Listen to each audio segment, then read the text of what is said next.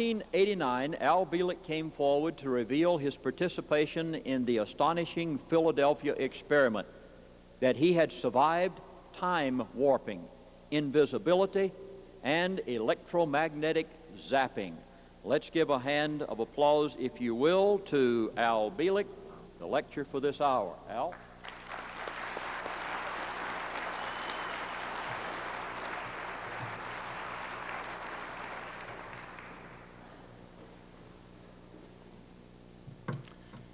I'm not quite used to all of these bright lights in my face, but I'll make the best of it.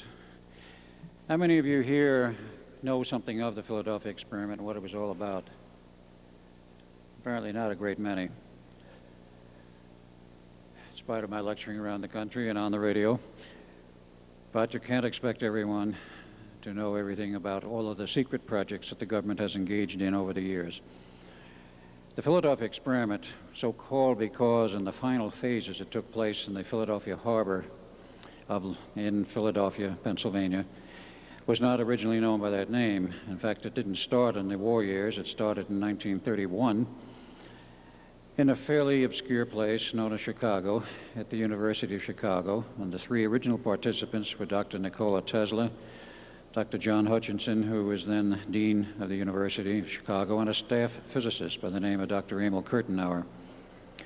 They did what we today call a feasibility study, which is, well, let's look at this thing and see how can we possibly make it work. And there was a lot of interest in invisibility at that time. It had been in the popular press, and the things like popular mechanics, popular science, or speculation, how one might do it. So they sat down and decided to try and come up with a working solution in terms of modern technology. Nothing much happened in the first 2 years, in fact, the first 3 years. In 1934, this project was transferred out of the University of Chicago to the newly formed Institute of Advanced Study at Princeton, New Jersey. Now, the Institute is not part of Princeton University, but is on property owned by the university itself. And the original people who staffed it up, there was only 4, Dr. Albert Einstein, Dr. John von Neumann, a Dr. Alexander, and a Dr. Oswald Veblen. The staff increased as years went on. Of the beginning of this project, they continued in that humble means of study. But in order to understand what they were studying and what they were doing, I have to give a little background history as to the, shall we say, the scientific background that preceded the start of this project. I'll give a thumbnail sketch of the principles who were involved and also some of the other European mathematicians who laid the groundwork. The first man involved, Dr.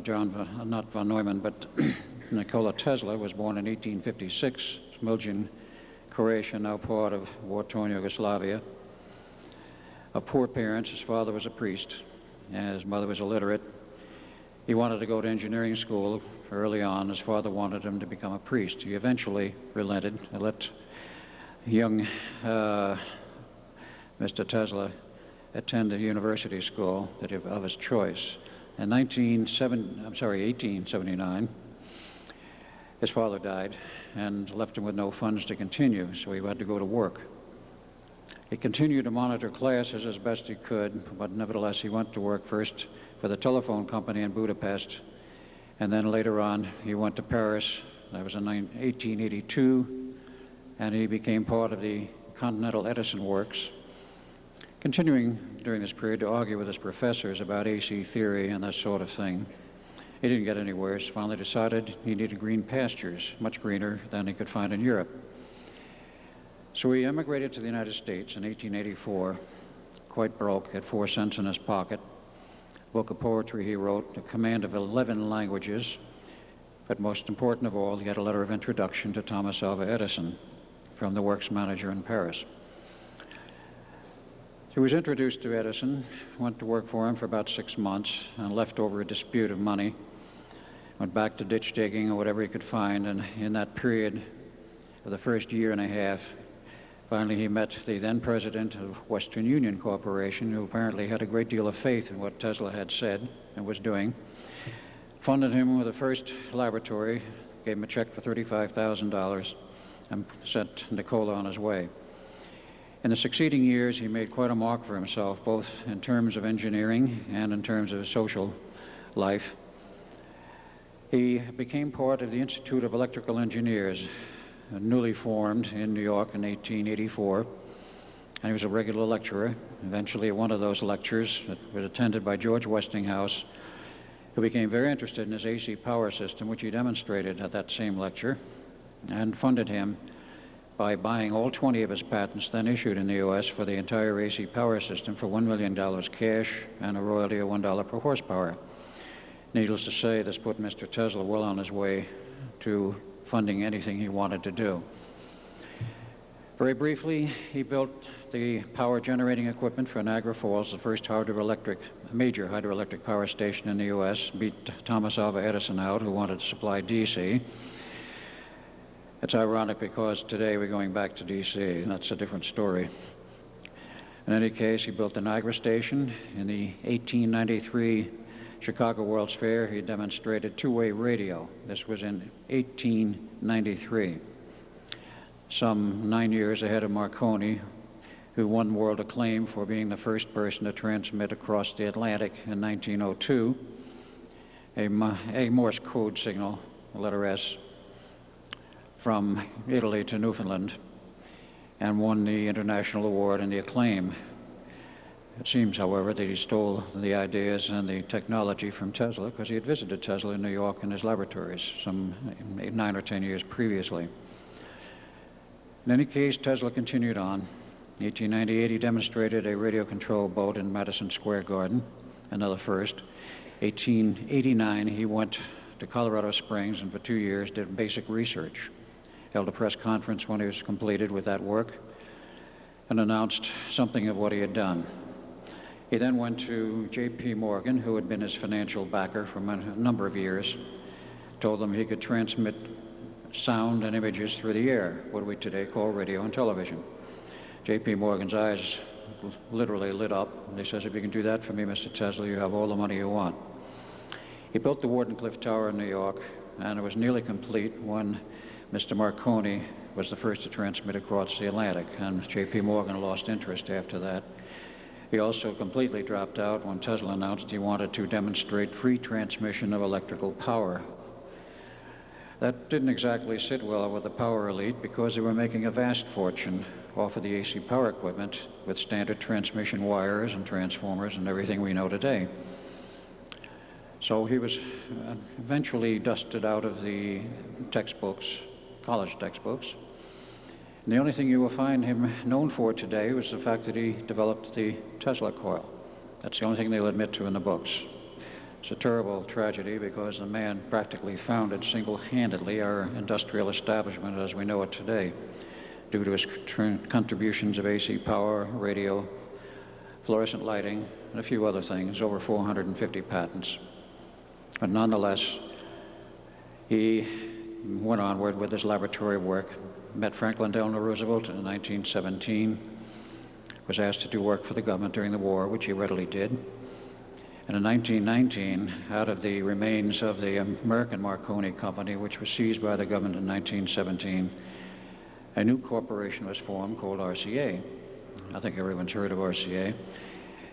They started up in December of 1919 and took on board many of the engineers from the old Marconi Company, including Nikola Tesla. He became chief engineer, later on the vice president and director of engineering and research worldwide, a post he held from 1935 to 39 when he retired in 39 with a huge retirement party held for him at Cherry Hill, New Jersey, RCA offices. The public record says that he became a recluse in 1931 and stayed in his little hotel room in the Hotel New Yorker for about 12 years and conveniently died on 7 January 1943. Nothing could be further from the truth. They were as busy as 12 years. He demonstrated in 1931 a Pierce-Arrow automobile converted to electric power with a 75-horse motor under the hood and a little black box on the dashboard which picked up free power from an unknown source. He had a lot of press coverage on this. He also drove it over all of New York State, apparently. And what happened to the car after that, nobody seems to know.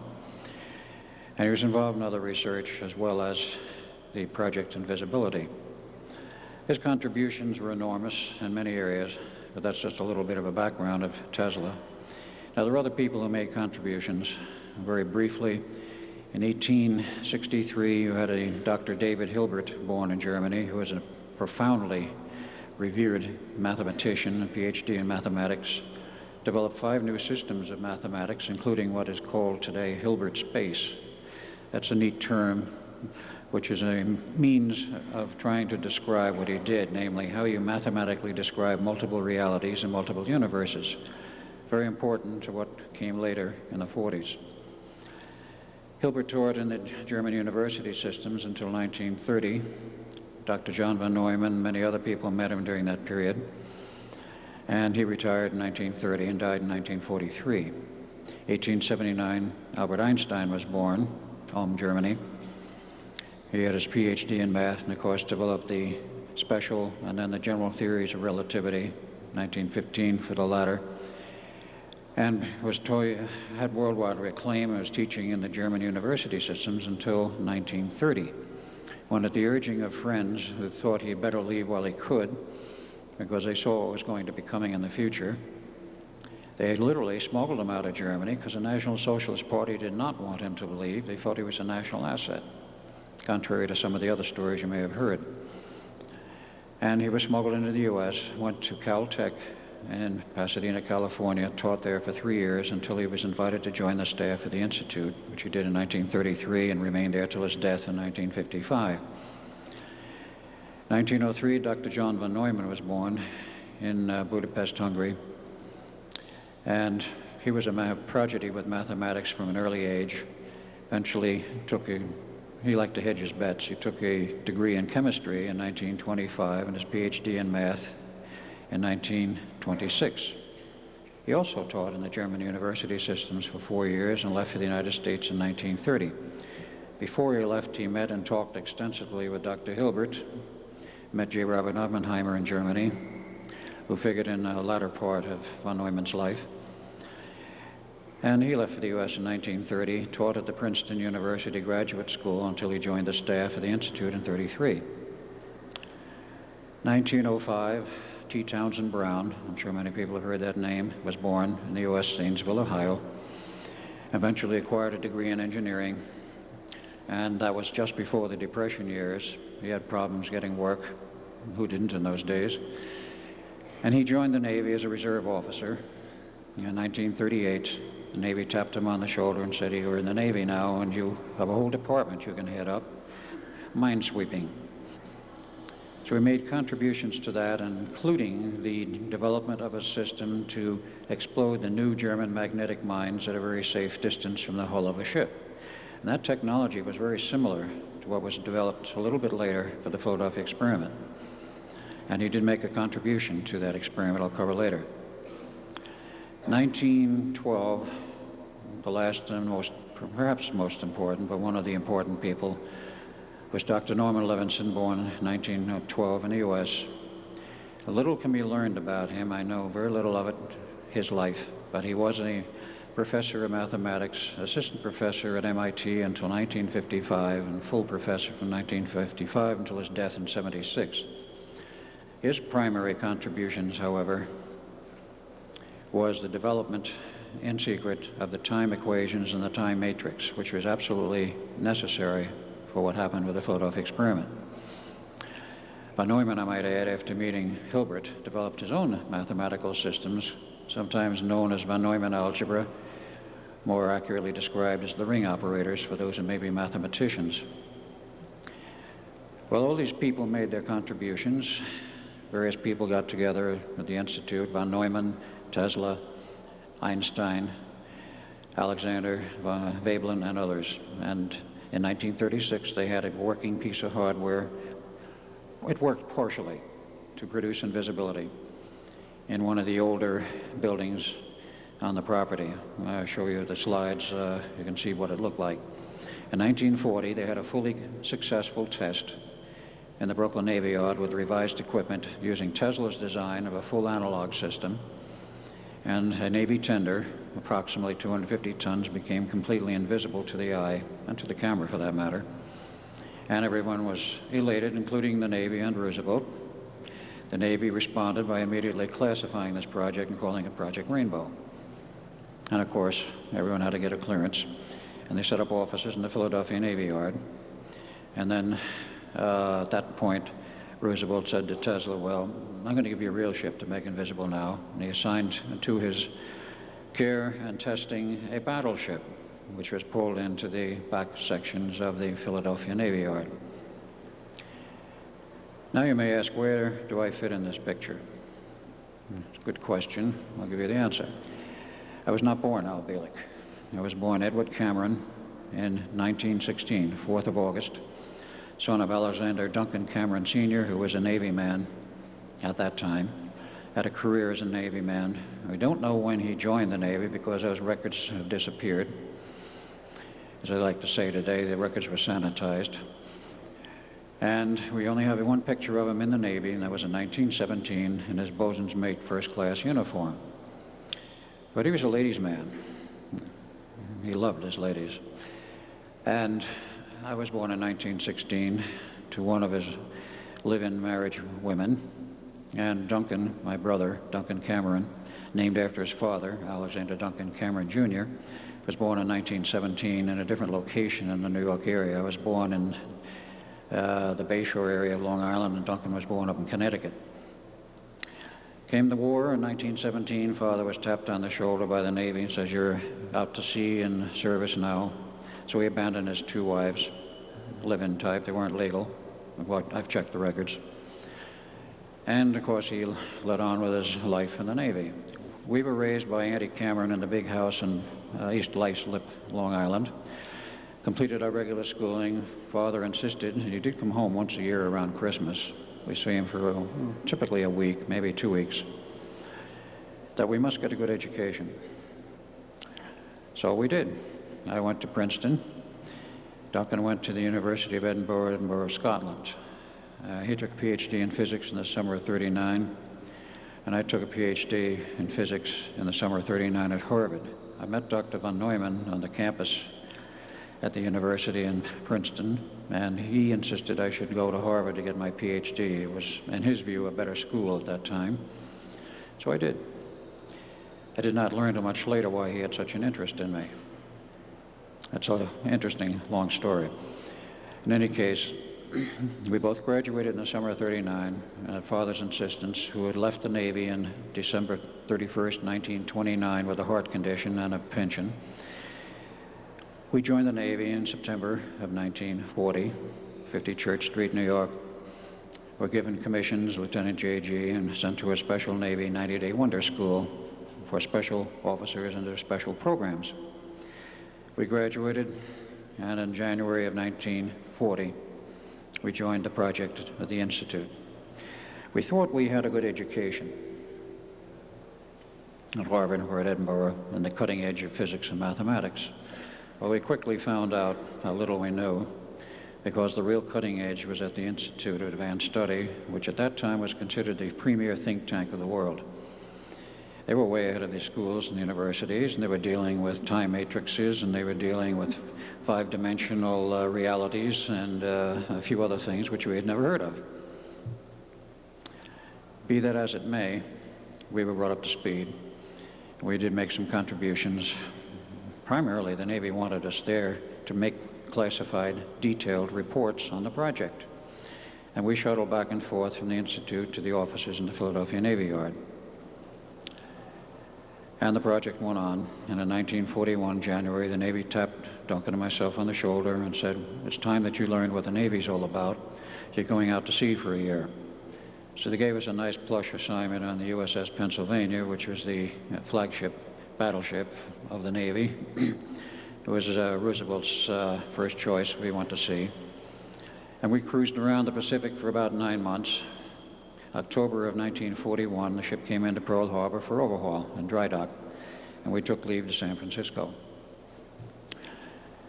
On December 5th, our orders were cut for a return to Pearl Harbor, December 5th. We were about to board a plane at the Naval Air Station when we were intercepted by a Navy captain who said, your orders are canceled, gentlemen, come with me. So we did. We were taken to an upstairs room of the Naval Air Station and met Hal Bowen Sr., who was then the director of the Office of Naval Engineering. Today they call it the Office of Naval Research, and that name change occurred in 1946. But he told us, he said, "Gentlemen, we have reason to believe the Japanese are going to attack Pearl Harbor within 48 to 72 hours. We don't want you there. You're too valuable to us. Finish out your tour time in San Francisco so you can do paperwork for the Pennsylvania. You can do tour work for the Pennsylvania paperwork. Finish your tour out in San Francisco. And when that's over, in January you'll return to the Institute, and there'll be nothing but hard work." So we did. We had a ball in San Francisco, returned to the Institute in January of 42 to see preparations nearly complete for the test of the battleship. And Dr. Tesla was having fits. He was saying there's going to be a very severe problem with personnel. We've got to do something about this. He went to the Navy, and the Navy refused to give him any further time. They had assigned a test date for March of 42. And he had a choice to make. Either you go ahead with the test and hope that everything comes out all right, or you cancel the test in order to save the lives of personnel. He chose the latter. He sabotaged the test. Nothing happened. And he bowed out, said the test is a failure. I have other things to do. And you have a very good man here who can take over, Dr. John von Neumann. Well, there are two versions of this story. One says he left, the other says the Navy fired him. In either case, he left. I think the volume's a little too high. That's better. And von Neumann took over with his own approach. He decided to change the analog approach to a fully pulsed system and make a few other changes. In fact, a lot of change in basic engineering and hardware. And he made certain other selections with the Navy's approval. Number one, he wanted a ship which was designed from the ground up for this test. He went to the drawing boards at the Newark Navy shipbuilding yards, not specifically Navy, but a lot of Navy ships were built there then. Picked a number off the drawing board, DE-173, which later was named the Eldridge, and said, "I want the interior left unfinished and gun turret number 2 unfinished, just a big hole there, because I'm going to load a lot of heavy equipment in the hold of the ship." Ship came down the ways in September of 42, went to dry dock, had the heavy equipment installed. That was 2 very large 75 kVA alternators, which went down through the hole, were bolted together with the gear drives and the motor drive, and slid on rails to the center of the ship. And a very large diesel electric generator to power this system separately from ship's power, about 8 megawatts output, was also installed, and all the other heavy equipment. And then it was taken out of dry dock, went under its own power to the back regions of the Philadelphia Navy Yard for final outfitting. And the final outfitting with electronics took place from roughly December of 42 through the first 3 months of 43. Now, we were back fully on this project from 42 onward, I should say the early 43 onward, and we were there to lend whatever assistance we could.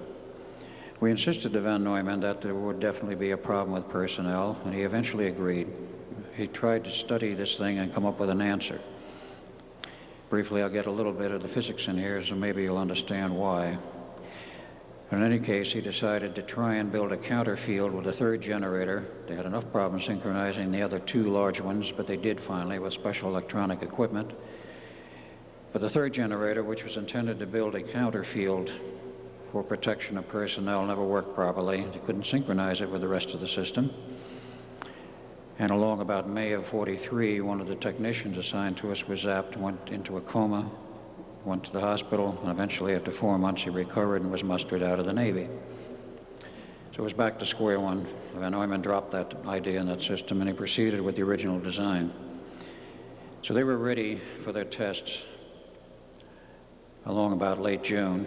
They had sea trials for the Eldridge, and then in July they decided they were ready. They'd already chosen a volunteer crew, went throughout the Navy during the summer of 42, found 33 sailors and some officers who they went through a special training program at the Coast Guard Academy at Providence, Rhode Island, and, or it was Groton, Connecticut then, a 90-day training program again. My father was at the head of it, and we have a picture of this, one of the few pictures that survived. And they were assigned to the Navy Yard awaiting their final assignment to the Eldridge. The normal crew on a ship of that size was 150 personnel, but for the purposes of this test, they only wanted about 15 sailors and 6 officers, enough to take the ship out into the harbor, set it stationary, motionless, but not anchored, and have the properly trained crew members, Duncan and myself, to run the equipment and proceed with the test when they were ordered to do so. Now, what did they intend to do with these tests? The primary purpose was to make the ship invisible to sight and to radar. Now, in 1940, they had no problem making that tender invisible to sight, but they were not concerned with radar at that time, which is merely an extension of light energy, but at a much lower frequency. But there were no personnel on that tender. So now we have a situation where you have a ship with personnel on board and where the power is much, much higher. Let me give you an idea of how much power was involved. In the final design of Van Neumann, you had 2 75 kVA alternators, which were pulsed at a low frequency, and they drove 4 Tesla coils on the deck of the ship. These were single spirally wound coils, copper tubing. And there was a lot of amperage going into those 4, and there was a rotating magnetic field that was generated. There were 4 radio-type transmitters, AM transmitters, with boosters designed to be able to put out 2 megawatts each, CW. That's far beyond the standards of radio broadcasting in the United States, which gives you a 50,000 watt limit. Here we were running 2 million watts each, 4 of them. And they were pulsed, which says the peak power went up still higher. A special antenna had been designed by T. Townsend Brown for this test. For the operation, there was a quadrophase antenna fed by these 4 transmitters, and all of the other control electronics were down in the control room, which I'll show you with a picture of the Eldridge where it was. So it was very high-powered equipment, and there was good reason to be concerned. Up to that time, humans, to our knowledge, had never been exposed to such extremely high electromagnetic radiation, and nobody had a track record or history of what might happen. Today we do. Today we know what will happen. It was partly as a result of that test and other tests made since. In any case, they did proceed with the test. First test, July 22nd, 1943, on the Eldridge, out into the harbor of Philadelphia. The orders came from a carrier with an observing group aboard, which included Dr. Van Neumann and a Navy captain by the name of Captain Harrison. The orders were by radio for us to fire up the equipment. You see, there were no computers in those days.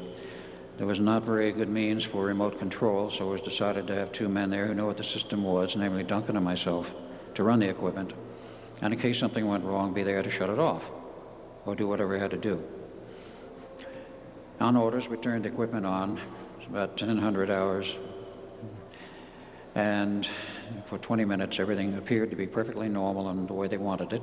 The ship was invisible to radar and invisible to sight, with nothing but a haze around it. But the captain noticed something he didn't like through the binoculars from the deck of the carrier. There was a water line around the ship, but it was a huge water line. That is to say, it was much further out from the ship than one would expect. Nobody had prior experience as to what was going to happen, but nonetheless, he couldn't see the bottom where the water was under the ship. And he was concerned that due to the gutting of the interior of the Eldridge, that it might break in half if it was not supported by water. Well, it was supported by water, but it was invisible.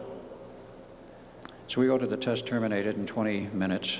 We went back to dockside, and then they found we had a problem with the crew, that part of the crew which was deliberately stationed on deck as observers to see what they saw from the inside. They were very sick, nauseous, disoriented, mentally out of it, and physiologically pretty much out of it. So they were pulled off. Everyone else behind steel doors or below deck was quite all right. The Navy said, no problem, we'll give you another crew. They had the other half of the test volunteer crew available. But Van Neumann says, we have a problem. I had to study this, find out what we got to do to try and prevent this problem with personnel. So the Navy demurred for a few days, a week, and then finally they came up near the end of July and said, you have a drop-dead test date of the 12th of August, 1943. You will either complete the test by that date or forget it. Nobody could understand why. I went to Hal Bowen Sr., who is the director of the Office of Naval Engineering, and asked him, what's this all about? And saying when we have to finish an engineering test by. He says, well, I know it came from pretty far up the line. He says, I don't know why. I'll check into it. And he did. It came from the CNO, Chief of Naval Operations. It was then Admiral King. And those were the orders. It made no sense, because the Chief of Naval Operations is concerned with the conduct of the war in all theaters of operation insofar as the Navy is concerned, and he is not concerned about engineering tests. But he transmitted the order. We didn't know then where it came from. We've long since have found out, and the answer is in my lecture tomorrow night on the Montauk Project. Nevertheless, we had that date. We're stuck with it. We modified the equipment somewhat, particularly because the Navy somewhat relented on the requirements. They didn't need optical invisibility. In fact, they didn't even want it. They just wanted radar invisibility. Otherwise, without all of the modern navigational systems we have today worldwide and radar, if you couldn't see a ship with a radar and you don't have navigational worldwide systems like LORAN and SHORAN, you've got to be able to see where another ship is in the fleet or a convoy. Otherwise, at night in bad weather, you might ram it. So they decided we had to be able to see them optically by eye with binoculars where they were. They only were concerned about the German Navy, and particularly the U-boats with their radar, which was very good, that they would not be able to spot our ships coming across the Atlantic. That was the thought, that was the intent. Needless to say, they did have a problem in the final test. Might add, too, the Germans were working on their own system at the same time of invisibility, because they were not satisfied with the 50% kill rate. They wanted to raise it still higher. Well, they're opponents in the war, you can expect this. And they started experimenting on submarines. There were approximately 3 German subs who were outfitted with special invisibility gear, supposedly make those ships invisible to Navy sonar and radar. And when they tested their systems, all 3 ships disappeared and were never found again, the submarines. So they abandoned the program. So what happened to the Eldridge? On the fateful time of the 12th of August, they had a second crew on board. They had outfitted the hull of the ship with special pressure testing equipment to test the actual hull pressure, internally and externally, hydrostatic pressure test. And a submarine was available to go under the Eldridge and see where the waterline was and what was going on. The last minute they had some kind of problem. They pulled the entire second crew off, put them on the sub, and pulled the sub out of the area. By then we knew something was wrong, but then they told us, go ahead with the test. So we were quite concerned, Duncan and myself, but we had no alternatives. We did proceed with the test. On orders, radio, we threw the appropriate switches and turned everything on. For about the first 70 seconds, everything seemed in accordance with the plan, i.e. it was radar invisible, but the ship was still visible through a greenish type haze. And then the ship vanished completely from the harbor, no waterline, nothing, in a blue flash of light. Needless to say, Van Neumann and the Navy were very concerned, very upset. Panicked is the right word. And where the ship was gone for 4 hours. No sign of it anywhere. Finally came back 4 hours later in the same spot in the harbor, and it was obvious something was wrong. Through binoculars, they could see that the special radio mast was broken, part of it was missing. There was superficial damage on the ship, and the people were milling around on the decks, and nobody was responding to the radio commands and attempts to communicate. So they sent a special launch out with a boarding party to find out what was really going on. So they boarded the Eldridge, and they found out all right. They found 2 men buried in the steel decks, dying. 2 more buried upright in the steel bulkhead, dying. fifth man with his hand buried up to his wrist, like that, in steel. He lived. They cut his hand off and gave him an artificial hand later. And all of these 4 personnel died. One of them in the upright bulkhead was our younger brother Jim, 6 years younger, who enlisted in the Navy after World War II started, after Pearl Harbor, and volunteered to be part of this special duty crew. And he wound up drawing the straw, so to speak, for the second test. Well, he died that way. Duncan disappeared. And of course, with a special crew, the Eldridge, which was not damaged in terms of navigational ability, was brought back into the harbor to its dock, and then we had 4 days of inquiry. What went wrong? Everybody made a report, including myself. I told them what happened. They didn't believe me. And Van Neumann didn't believe me either, and he says, I'll talk with you alone later. And they finally opted for a third test in the outer harbor at night. They put new equipment in. The equipment was badly damaged in the hold. It was smashed and wrecked. I'll tell you in a minute why. They opted for a third test, install new equipment. They already had 9 or 10 sets of spares, and the main generators were undamaged.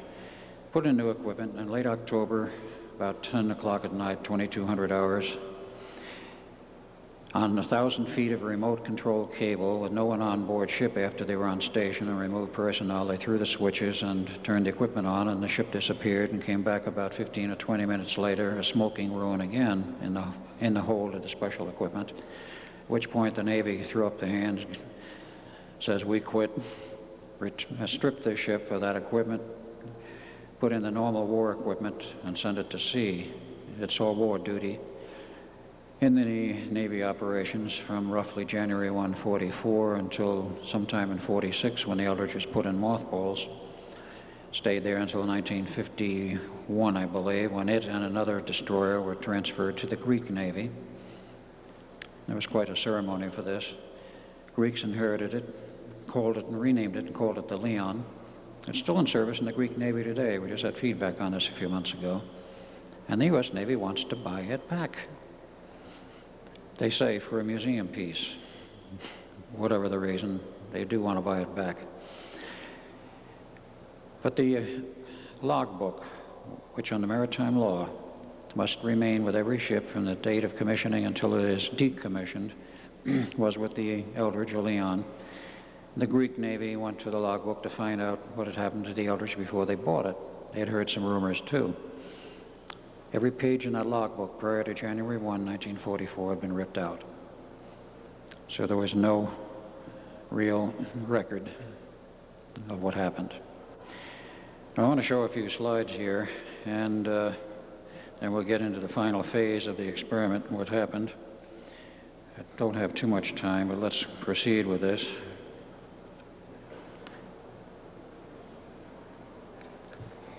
See, are we on? Yes. I'll swing over here a little bit. The Institute of Advanced Study, as I had mentioned, was founded in 1933, and in 1939 they dedicated the new Food Hall, which was their administrative building, and that's a picture of it. See, in 1989, after my memories of the Philadelphia experiment came back, I went back to look at some of the old areas I knew I had been in. I took a lot of pictures. Now, the original staff members, you have here Dr. Alexander. I think everybody has seen pictures of Einstein smoking with his pipe. Dr. John Van Neumann, taken in Europe before he came to the U.S. Dr. Oswald Veblen, who were the 4 original members of the staff.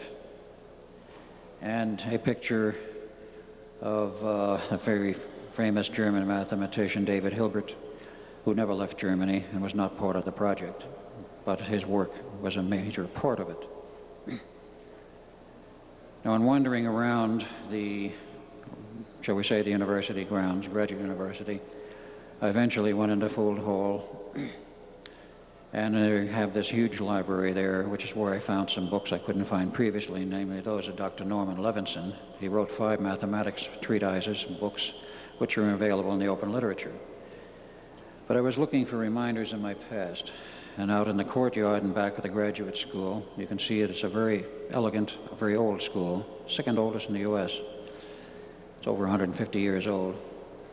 And I found other things of interest, like this pine tree. Very tall, very old. No part in the experiment, but it caught my fancy, so I took a picture of it. And the interior of one of the study halls in the graduate school, which had a very familiar feeling to me. Very elegant mahogany woodwork. The school is very well maintained. All of these things had memory to me, including this chapel, Princeton Chapel. And some other things happened after that experiment failed. I had a girlfriend. If any of you saw the movie, The Philadelphia Experiment, one of the two sailors who ran the equipment, namely myself, had a pregnant girlfriend who I wanted to marry, but the Navy wouldn't allow me to see her. We were under quarantine. So I asked von Neumann, I said, look, I don't want a child born out of wedlock. I want to marry her. Can you arrange this? And he said, I think I can. They didn't control him on the campus at all. So we arranged a wedding in the chapel with a Navy chaplain. And we were married, and the son was born in 1944, February. And I remained in the Navy, and eventually was moved to Los Alamos and became part of the atomic bomb project from July 44 to July 47, as did von Neumann. This was the laboratory where much of the work was done on the Philadelphia experiment. The laboratory building still stands, but is no longer a laboratory building in the sense of having a working laboratory. A lot of classrooms. Let's see if we hang one up there. It's there, but it's not too visible. Wandering around the back section of this lab building, I found a room which was extremely familiar to me. A blackboard where von Neumann used to explain the theory of what we were doing. And the corner where I usually sat, sometimes with Duncan, while they explained it. That hasn't changed there at all, not even the furniture. And we also had the old 36 lab building, Greenwood. It's now almost falling down. It was a functioning building then, which the first test was conducted in. Now it's used for storing of vehicles. And a little closer up, that section in the forward part still has a few pieces of lab equipment left. In 1933, when von Neumann was asked to join the staff, he had a formal letter of offering by then Director Abraham Flexner. He was offered $10,000 a year salary, an unheard of amount in those days for a college professor. He accepted, of course, and other assistants who came in later were paid $1,500 to $2,000 a year, which is the more normal stipend. He was asked, or I should say the director was asked in 1942, what's John von Neumann doing here? He wrote a letter back to the questioner. The final paragraph, which you probably can't read in this letter, made oblique reference to the Philadelphia experiment, saying that he was working on a classified Navy project, which, if successful, would materially shorten the war. That was all the mention they could make in those days of that experiment.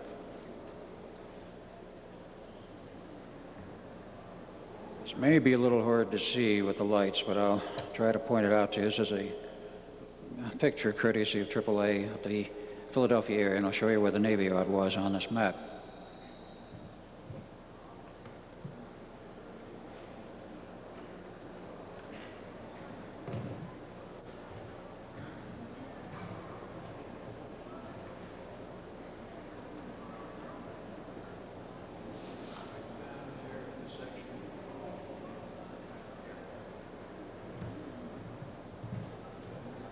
That was the famous Philadelphia Navy Yard, as you see it on the map. Now, if you were to go into the front entrance to the Navy Yard, you would see an entrance like this. I'm talking about the Philadelphia Navy Yard. It's the same today as it was in '43. This picture was taken in the summer of '91. See, in those days, they didn't have superhighways, but now they have I-95 with a bridge over the major river there, and you can park off to the edge of the road and take all the pictures you want of the Philadelphia Navy Yard. Whatever security they had once is long gone. But in 1943, this is what it looked like, a photo taken from an aircraft. And it was vastly different. In the back, you would see no buildings.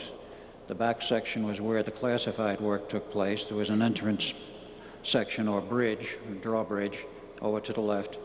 And down in the lower right was the office buildings where we were.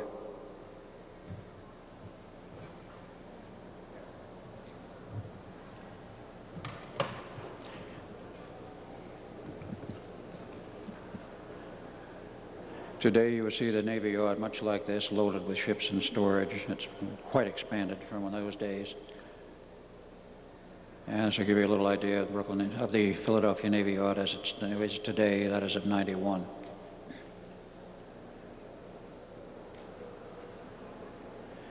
terms of the Eldridge file photo, it had 4 gun turrets, 3-inch diameter guns.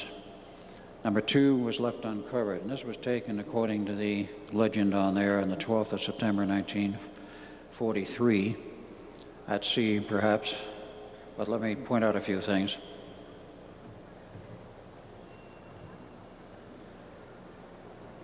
Turret number 1, on turret number 2, which was not covered, moved to dummy, 3 and 4, control rooms right here, where we did all of our work, control the equipment. You see an entrance door, that's where we came out, went in. Special antenna was at the top of this main mast. That special antenna was, of course, built by T. Townsend Brown, and all of our major control equipment was inside that steel control room, which was literally on deck.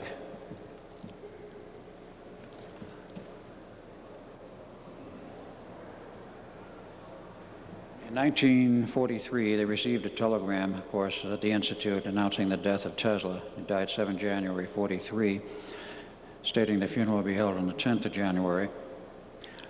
It took 2 weeks for all of the people who came from all over the world to view the body to go through that line. So they held the funeral over for 2 weeks so that everyone who came in who wanted to see the body could. And more people came in from overseas and from the United States. They had a much better reputation in the 40s overseas. T. Townsend Brown in younger and happier days. Now, a lot of equipment has turned up over the years that came from the Eldridge. How do I know this? It's because of the vibes that are on it, which is a term which those who are sensitives understand. When the ship disappeared, and I'll finish out the story now, when the ship disappeared, we, of course, Duncan and I were in the control room, and we knew within about 30 seconds something was very wrong. We tried to shut the equipment off. We went for the main power switches. They were frozen. We couldn't budge them. So we got the bright idea with all kinds of arcing taking place in the control room, which had no business being there, and we didn't know what was going on, and we couldn't shut it off. So out we went through the bulkhead door, went out on deck, saw all these Navy people milling around. No one was buried in the decks then. We got the bright idea, jump overboard and swim ashore. Well, at that point, with the fields on, you could not see anything beyond the railing of the ship. Nevertheless, we jumped overboard, expecting to hit the water in the bay. We did not. We started falling and falling and falling, and eventually wound up standing on dry land at night with our backs to what was obviously a military fence, a chain link fence, and suddenly a bright light overhead. There was a searchlight on a helicopter, but we knew nothing about helicopters in those days because in '43 they were almost a toy. Sikorsky was still working on perfecting them for the military. Nonetheless, this bright light beamed down on us, blinding really. MPs came out of nowhere, grabbed us, took us to a building.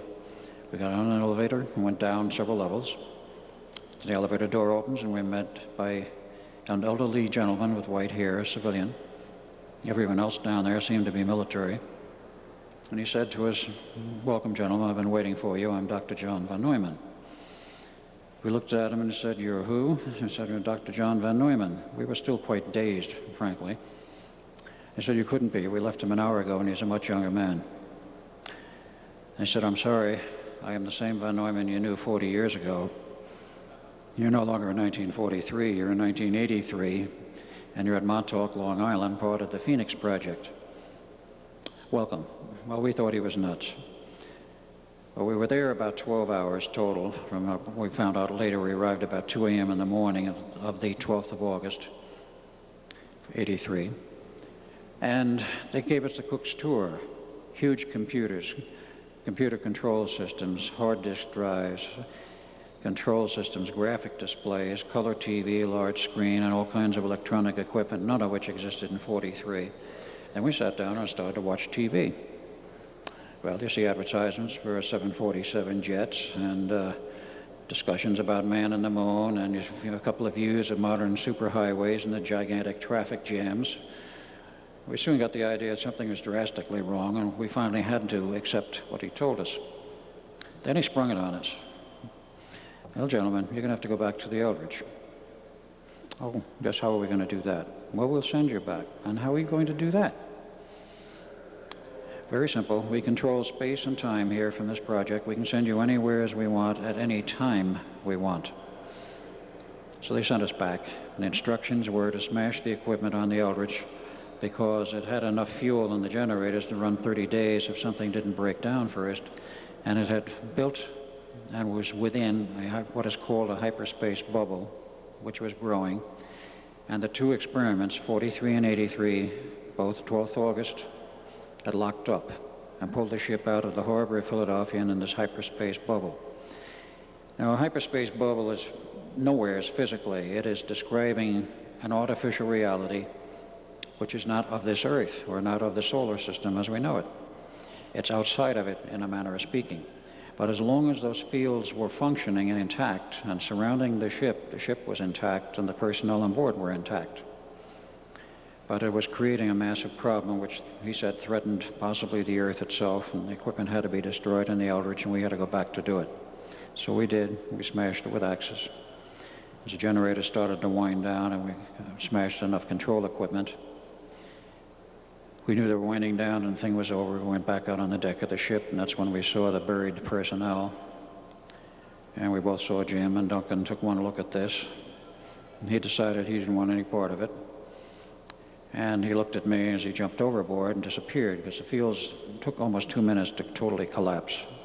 And he went back to 83 sometime in that period at Montauk. We found that out in the records later. And he was no longer seen in the time of 43. I remained. We had our inquiry. And of course, the project was scrapped after the final test. I remained with the Navy until 47, family and all. And that's some more of the story. May not have that slide in there.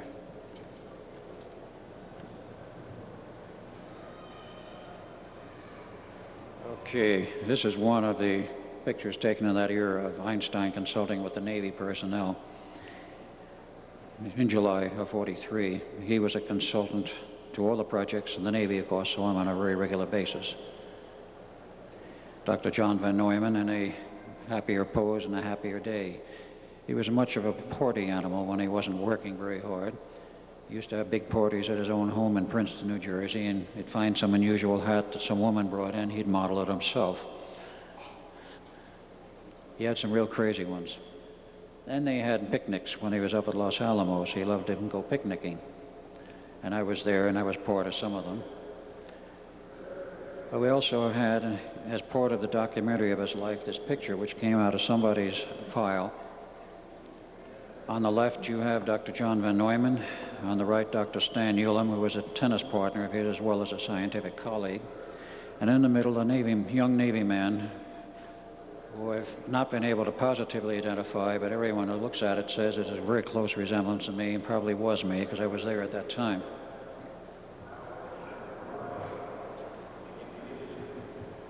The gentleman in the middle, the right age bracket would have been 26, 27 then.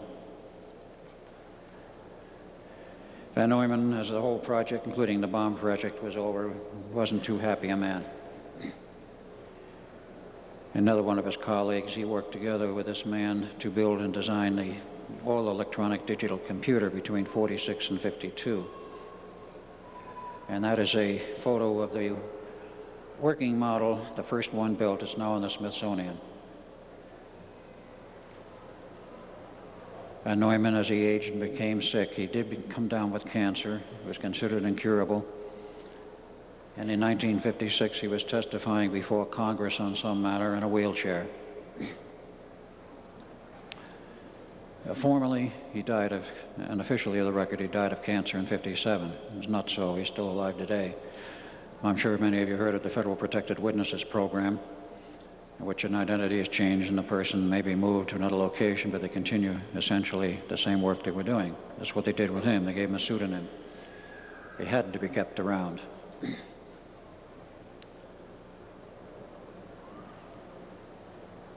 Many people ask, what proof do I have that he's alive today? His book lists, of which there are 2 pages, this one and the other one, have books on it. You can't read it from there, which were published, written and published well after his alleged death, up until 1970. He also designed the Z100 computer for Zenith Electronics in 1980. And that was admitted to by office personnel at the main plant when a friend of mine, Preston Nichols, bought surplus 2 of the personal computers, Z100s, had the schematics, but no signatures as to who designed it. And he called the company and asked, who designed this? And they looked it up and said, oh, it's Dr. John Van Neumann. He says, well, when did he leave there? He says, well, we haven't seen him since 1980. Of course, he went on and was still part of the Phoenix Project, which is another long story I'll get into tomorrow. Everybody thought the whole thing was over. The Navy had buried the project. They denied it ever happened. And told the same thing to all the families. Sailors had disappeared and died or whatever, were lost at sea. Whatever excuse. And they were all excuses. But in 1955, a paperback book entitled The Case for the UFO, written by Dr. Morris Jessup, arrived in the in-basket of the office director, the director of the Office of Naval Engineering, or then the Naval Research, Admiral Firth. The book was a standard paperback, but all of the footnotes on the margins were handwritten, dealt with conditions in outer space and an experiment called the Philadelphia Experiment and a few other things. Everyone read it, and finally they called Jessup himself down there, after setting up a commission, of course, to study the thing. And if you look in the extreme left, the man who headed it is George Hoover, is a Navy man, but there are a number of other distinguished people in there, including in the lower right seated Dr. Werner von Braun. And they read these notes and they called in people, and it seems like Dr. Jessup became very interested in the Philadelphia Experiment, started an investigation of his own, wound up with a huge file in 1959, and called a friend of his, Dr. Valentine, who is still alive today, said, I'm coming over for lunch. I think I've got the answer to this thing, and I'm bringing my notes. The public record says he never arrived, and he was found dead the next morning of monoxide poisoning in his car in a park in Dade County, Florida. As an alleged suicide. Caused a furor in the press.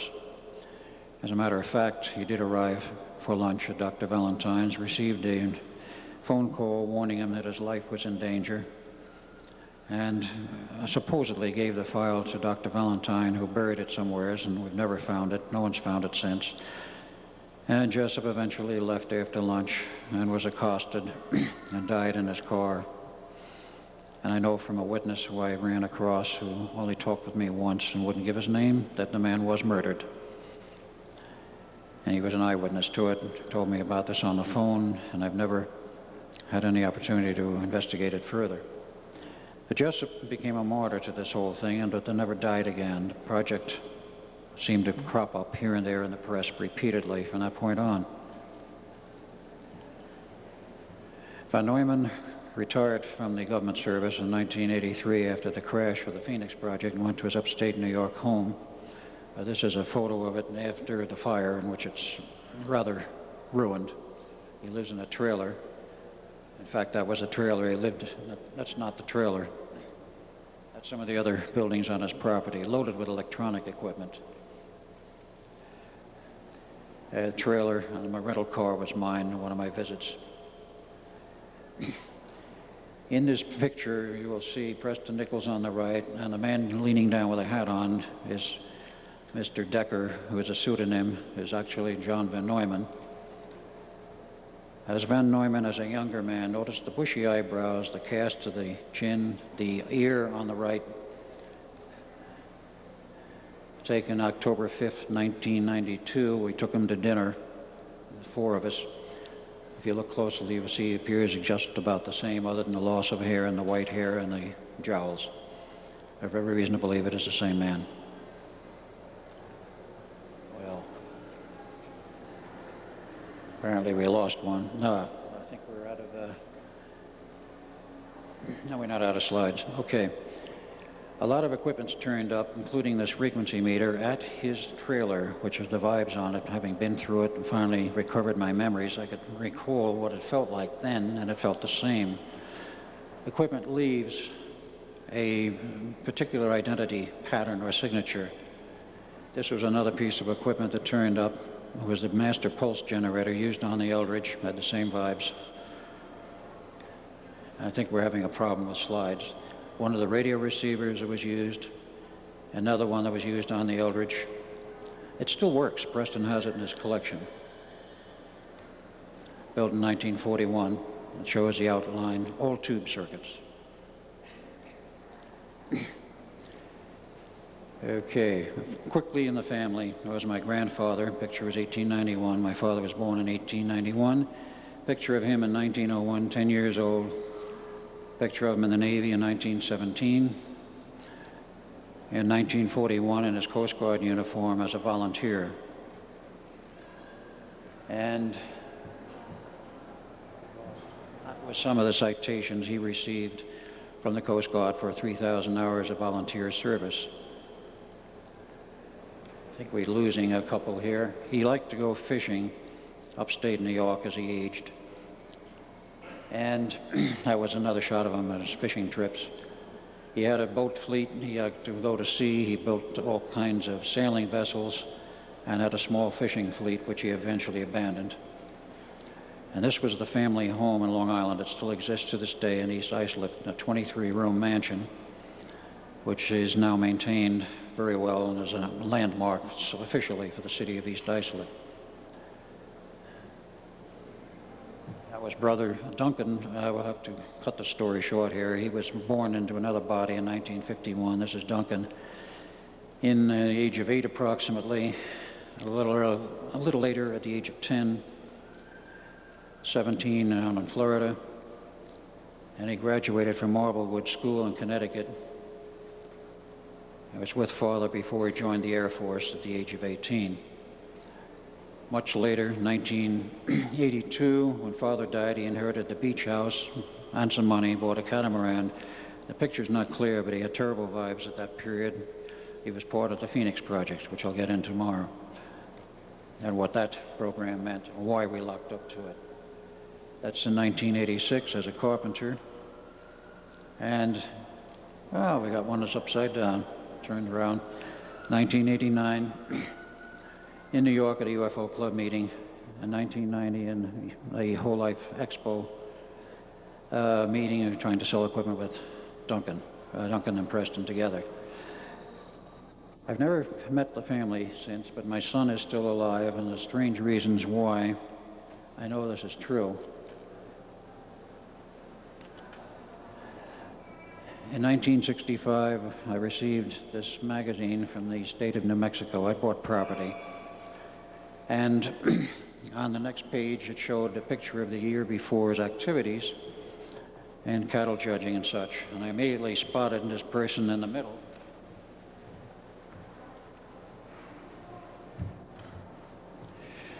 Who, for whatever subconscious reason, stirred me rather heavily. Later, I blew this up, and that's a close-up. For reasons I know now, that was by some reasons or accident. There's a picture of my son. He's involved in agriculture most of his life, living in New Mexico. And he happened to show up. I never did find him then, the next year, or even as late as 1990. There's always been government interference in trying to meet with him. They will pick him up and abscond with him if necessary, and it has been done. I think we're out of slides. I know he's alive. One of these days I will meet Jeff.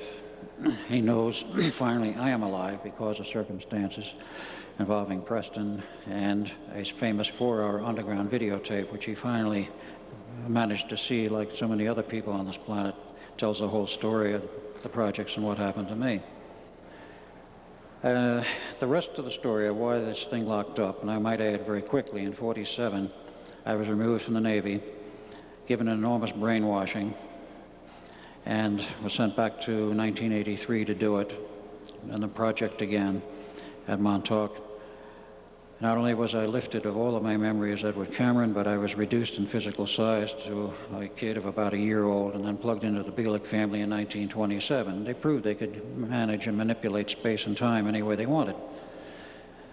So I grew up as approximately the age of 1 in 1927 onward as Al Bielek, remembering nothing whatever of my involvement in either project. And along about 1985, I was invited, after I became an engineer and went through school, I was invited to come visit with Preston Nichols on the island, and I went there in August of '85. And we went to Montauk. For the first time, he thought we were all exposed to this base with its buried projects, unbelievably bad vibrations there. But on my second visit to the same location in May of '86, where we documented it, and those photos I'll show you tomorrow night, my memory started to come back of being involved in the Phoenix project as Al Bielek. And later on, in '88, it happened to be January, on a Saturday night on HBO, they were showing the movie, The Philadelphia Experiment, which I had not seen prior, or the actual movie in '84. And that jogged my memory enormously that night, so that I started to remember the Philadelphia Experiment and the fact that I was involved. From that point on, as history, recovering more memories and more data, and eventually going public. My first lecture on the subject was in September 1990 in Phoenix, and caused quite a stir even in the press. And I've not done anything else but lecture since, and do some writing, and tried to bring this to the public for the simple reason I feel that the public should know how the government, I'm not going to blame the Navy in this case, but the government can manipulate families, people, and individuals, lie about what has happened to some of your loved ones, whether it be Vietnam or World War II, and cover up totally what they may have actually been involved in or used for. I don't think it's right, and I don't think anybody else as an American thinks it's right either. But this is the way the government has functioned and worked for years. They have what they feel are their reasons for covering security, as they call it, national secrets, whatever. Much more can be told. I'll do that tomorrow night. And I thank you, since I'm being pushed to quit. I thank you all for your attendance, and if you come tomorrow night at 9 o'clock, I will finish the story. That's a Montauk project. Thank you.